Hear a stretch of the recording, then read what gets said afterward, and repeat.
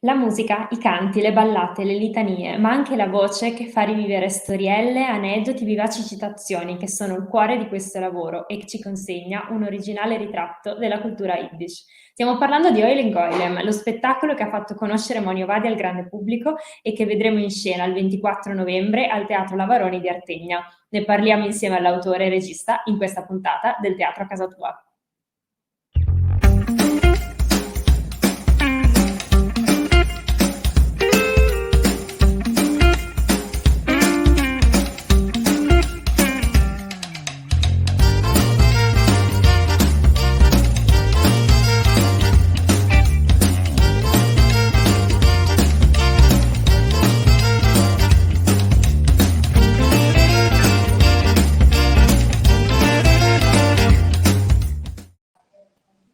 Benvenuti a tutti e a tutte dall'ERT Friuli Venezia Giulia e benvenuto a Monio Vadia. Grazie per essere qui ospite di questa nostra rubrica.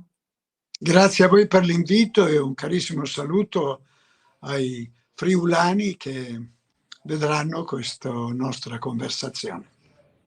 Questa nostra appunto conversazione che è dedicata a Oilem Goilem, uno spettacolo che è considerato ormai un cult. Lo rivedremo in tournée quest'anno a 30 anni dal debutto. Che effetto fa? Ma io ho continuato a farlo, però certo 30 anni sono un bel periodo.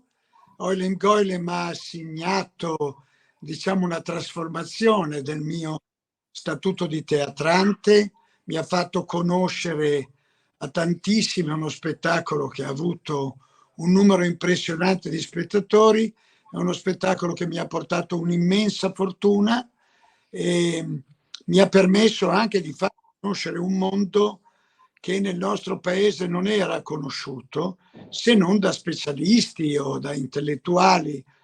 E invece Oilem Goilem ha mostrato di essere uno spettacolo per tutti, che ha diversi livelli di lettura. Ho avuto cose meravigliose, hanno scritto cose straordinarie, i critici, gli intellettuali, e questo è stato meraviglioso. Gente semplice, semplicissima che lo ha amato e gente invece con formazione culturale. E persino, questo è una cosa che io non potrò mai dimenticare, diciamo, la moglie del rabbino capo degli ortodossi, quelli veri, che mi fece questo complimento, cioè dice: lei ci ha fatto un piccolo miracolo, è riuscito a fare capire chi siamo a persone a cui noi non eravamo riusciti a farlo capire in 10 anni, perché questi ortodossi hanno una loro scuola e hanno personale non ebraico. Ecco. E poi appunto le persone più semplici e le persone con il vertice della preparazione culturale, per cui con strumenti semplici e originari della prima forma di comunicazione, cioè la narrazione. L'uomo che si racconta è forse la prima forma di teatro, il carro di Tespi nella cultura greca, ma anche in altre culture la narrazione è fondamentale. Poi la musica, anche questo è uno strumento primario, un linguaggio universale, il canto, e poi questa narrazione umoristica però anche punteggiata da momenti lirici e anche da momenti particolarmente drammatici, che ha raccontato un mondo che ha molto influenzato la cultura occidentale. Se noi pensiamo agli Stati Uniti d'America, al fenomeno della cultura ebraico-statunitense e poi al fenomeno del cinema americano, della comicità ebraico-newyorkese di tutto il paese. Ancora oggi l'80% dei comici negli Stati Uniti sono di origine ebraica. E allora, e poi, insomma, la cultura ebraica negli Stati Uniti è stata fondamentale nella costruzione del melting pot. E quindi questa cosa, con questo spettacolo che dura un'ora e mezza, poco più, io ho potuto comunicare tutto questo. Diciamo, lo spettacolo è arrivato a me per una serie di congiunzioni quasi magiche. Quando per esempio sono finito in una piccola sinagoga dove ho trovato persone, diciamo, i cui profili avevo letto nei libri della grande letteratura ebraico centro-est europea e anche nel campo della letteratura yiddish, ecco, li vedevo lì. E lì ho preso dei grandissimi spunti, ho rubato a questi vecchi ebrei che frequentavano la sinagoga, gente che aveva attraversato storie pazzesche, anche 1000 inferni, era gente sopravvissuta alla catastrofe. E poi così la cultura umoristica, che nel momento in cui l'ho scoperta ho cominciato a frequentare assiduamente, qualche viaggio negli Stati Uniti d'America, e poi appunto questi vecchi ebrei che mi hanno messo a disposizione le loro storie. E io ho distillato, come ho fatto precipitare tutta questa informazione, e con dei bravissimi musicisti. Lo spettacolo è semplice, c'è un piccolo palcoscenico da Tabarin espressionista messo sul palco del teatro, e 5 musicisti e me che racconto. Abbiamo questi costumi che ricalcano quelli dei vagabondi di un arco che va dai primi decenni del Novecento al secondo dopoguerra, luci, però è molto molto semplice. E comunque sono stato fortunato e anche tenace, perché io sapevo che questa cultura sarebbe stata percepita a livello universale, come nel caso dell'Italia possiamo dire per la commedia dell'arte, tipicamente italiana, eppure è diventata una forma di teatro universale. È sbagliato credere che le culture che appartengono a una certa identità non possano essere universali, perché alla fin dei conti i sentimenti umani, le emozioni, i dolori, le pene, gli struggimenti, gli esili, perché questo è tutta una cultura di esilio. Posso dire, lo ribadisco sempre, oggi esiste un paese che è chiamato Stato ebraico, lo Stato di Israele. Nulla di quello che io racconto avrebbe potuto accadere in uno Stato. Questa è una definitiva cultura di esilio, di chi ha vissuto per 2000 anni a cavallo dei confini, oltre i confini, mai, diciamo, magari chiusa in confini, ma mai percependoli come il proprio luogo, considerando, come posso dire, ogni luogo un luogo. Non so chi ha scritto che gli ebrei non hanno patria in nessun luogo, ma cimiteri da ogni parte. Quindi questo è quello che ho voluto raccontare. E poi c'è qualcosa di universale, questa ricerca della redenzione attraverso gli strumenti della celebrazione, lo strumento principe della celebrazione dell'uomo fragile, dell'uomo instabile e non della forza. Qui c'è la celebrazione della fragilità, che è condizione tipica dell'esilio. Dunque ci sono tante tematiche che sono molto umane, che poi iniziano a spiegare il successo e la lunga vita di questo spettacolo. E a proposito proprio della lunga vita di questo spettacolo e del fatto che sicuramente a qualcuno è capitato di vederlo e rivederlo, è impossibile non ricordare l'ultima volta che abbiamo visto Eulen Goilem in Friuli Venezia Giulia. Era l'estate, chissà se qualcuno che ci sta ascoltando se lo ricorda, speriamo di sì. Era l'estate del 2008 a Cividale del Friuli ed era a conclusione dell'ultima edizione di Mittelfest di cui lei è stato direttore artistico. Ci può raccontare un ricordo, un aneddoto legato a quell'ultima occasione in cui tra l'altro collaborava con Renato Manzoni, l'attuale insomma direttore dell'ERT, che insomma andrà a breve in pensione. Guardi, io ho un ricordo, un aneddoto che non riguarda l'ultima edizione, ma che mi è capitato un fatto unico e straordinario in Friuli quando dirigevo Mittelfest. Il consiglio di amministrazione mi aveva sollecitato a incontrare le realtà locali, anche quelle economiche, così per conoscerci, per vedere se potevamo avere collaborazioni. In quella circostanza vennero un gruppo di uomini di industria, di commercio. Fra questi venne Mario Laurino. Mario Laurino aveva come posso dire, una concessione in una parte delle valli dove innervate dalla pietra piasentina, che è una pietra tipica, un filone di 20 chilometri, è chiamata piasentina non perché c'è di qualcosa con Piacenza, ma perché quando la mostravano le prime volte pare che le persone dicessero Piase, allora è diventata Piasentina. Mario Laurino all'origine della sua vita era un picapiera, cioè quelli che spaccavano le pietre per poi portarle giù con i tronchi, e poi è diventato un formidabile imprenditore, ma mantenendo il carattere del picapiera. Proprio vestiva come un picapiera, pur essendo un mega imprenditore. Ci siamo stati simpatici. Mario Laurino mi ha detto: Mamoni, verresti su da me a pranzo? Figurati Mario, con immenso piacere.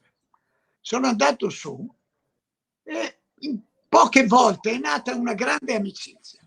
Allora lui mi ha portato a vedere tutto, come si lavorava un tempo, mi ha fatto vedere le foto, i vecchi strumenti, i luoghi dove lui lavorava, che era ancora ragazzino. Insomma, io ho molta passione per le storie degli uomini, soprattutto degli uomini che hanno conosciuto la fatica. Insomma, abbiamo cominciato a frequentarci. Un giorno Mario, eravamo a pranzo, mi dice: Moni, sei contento se ti faccio un teatro? Scusa Mario, ma hai preso un colpo di sole? E lui mi dice: all'aperto, e vorrei anche vedere. Ho detto fatto. Mario a sue spese fece per il nostro Mittelfest un teatro per 2500 posti nella sua concessione. Tagliò, adesso tantissime. La pietra fece una sorta di conchiglia, sembrava una scultura di Gio Pomodoro, bellissima. Poi con i blocchi fece il palcoscenico e poi spianò ad anfiteatro una parte e mise 2500 posti con le panche e con i cuscini. Poi fece 3 ingressi per gli artisti, per le ambulanze e per il pubblico. Poi mise una tenda geodetica per fare il ristorante per tutti quelli che lavoravano quando facevamo gli eventi. E da ultimo, con un blocco enorme, fece il bancone del bar, venne aperto un bar, sembrava il bar dei Flintstone. In effetti, su un grande lastrone di pietra. E insomma era venuto giù da Cividale il proprietario, veniva in quelle occasioni il proprietario del, com'è quel bar che adesso è chiuso, bellissimo, proprio in Piazza del Duomo, non mi ricordo. Ma insomma, vabbè. E comunque noi facemmo 3 eventi per 3 anni. Cominciavamo al tramonto e finivamo all'alba. Il buon Dio ci ha risparmiato la pioggia. E sono stati eventi meravigliosi, uno sul lavoro, uno sui diritti, poi non mi ricordo, sul tempo poi il terzo. Bene, è stato per me una cosa, perché Mario lo fece per me, ma la cosa non finisce qui. Mario, quando mi portava a vedere lì nella cava di Tarpezzo come si lavorava, diceva: vedi, io chiamo i geologi perché mi devono dire dove taglio, però io lo so già prima, i geologi mi confermano, perché la pietra mi canta, senti, e toccava la pietra, sentiva dove era fessa e dove rispondeva con una musicalità dolcissima. Allora a me venne un'idea, avevo in residenza un grande compositore contemporaneo, uno dei nostri più grandi, Fabio Vacchi. E dissi: Fabio, ti va che andiamo a mangiare dal mio amico Laurino? Sì, volentieri. Quando siamo andati su, gli ho detto: Mario, andiamo nella tua fabbrica dove poi tagli la pietra. Fai sentire al mio amico Vacchi come suona la pietra. E allora lui fece sentire a questo grande compositore, il quale gli commissionò un'arpa di pietra, di quella pietra piacentina, Sì. che poi suonò alla Scala di Milano. Che storia, veramente sono vicende insomma che raccontano anche molto del suo legame appunto con questa terra, col Friuli, al punto che è stato inconsapevole, diciamo, promotore di un altro matrimonio altrettanto lungo come appunto quello con Renato Manzoni. Sì, certo, perché Renato, io mi fidavo di Renato per le sue straordinarie capacità di organizzatore, e allora gli telefonai per dirgli vieni su, e lui è stato con me 5 anni a Mitterrand. Poi le autorità regionali hanno ritenuto che le sue capacità potessero qualificare come direttore dell'ERT, e così lui poi è andato avanti. Io sono andato per la mia strada. Però ecco, questo aneddoto che le racconto anche con Mario Laurino è la dimostrazione di come i mondi possono comunicare se solo ne hanno voglia. E per me questo resterà uno dei più bei ricordi di Mitterfest della mia vita, anche questo dono di Mario che lo fece, poi lui lo fece per me. Mi diceva adesso quando vai via tu io lo tolgo, ma no Mario lascialo per Mitterfest, per Cividale. Lui si convinse, ma dopo che vide le altre edizioni non gli piacque e lo smontò. E quindi non lo so, era una sensazione sua, magari sono stati anche più bravi di me. Comunque io ho un grande legame col Friuli, perché appunto quei 5 anni sono stati entrare così, io avevo già amici in Friuli, poi diciamo che il friulano non l'ho imparato, anche se è una lingua il friulano, non è un dialetto, però diciamo ho fatto poi preparandomi, fatto un incontro facendo letture della Bibbia in friulano, perché mi ha regalato un'edizione maestosa di tutta la Bibbia in friulano, e poi così insomma le valli del Natisone, le bellezze del Friuli, anche là dove confina col mare, non so, dove c'è la bisiaccheria, no? Come si dice. Sì. Io poi è stato il mio, diciamo, io il festival l'ho fatto insieme a una persona straordinaria, Mario Brandolin, uno dei più grandi uomini di teatro che ci sia in Friuli e non solo. E Mario abita in Bisiaccheria, anzi lui è un bisiacco, e allora ogni tanto facevano queste passeggiate dove si arriva sulla laguna, insomma, posti bellissimi, bellissimi, bellissimi. Sono rimasto profondamente attaccato alla gente, con le quali ho stabilito amicizie fortissime, agli amici di lì che sento ancora. Poi io anche la parte giuliana, io sono molto legato a Trieste anche. Io parlo il dialetto triestino abbastanza correntemente. Insomma, è una terra da cui ho avuto un grande dono. Quei 5 anni sono stati meravigliosi e ci torno sempre con immensa gioia.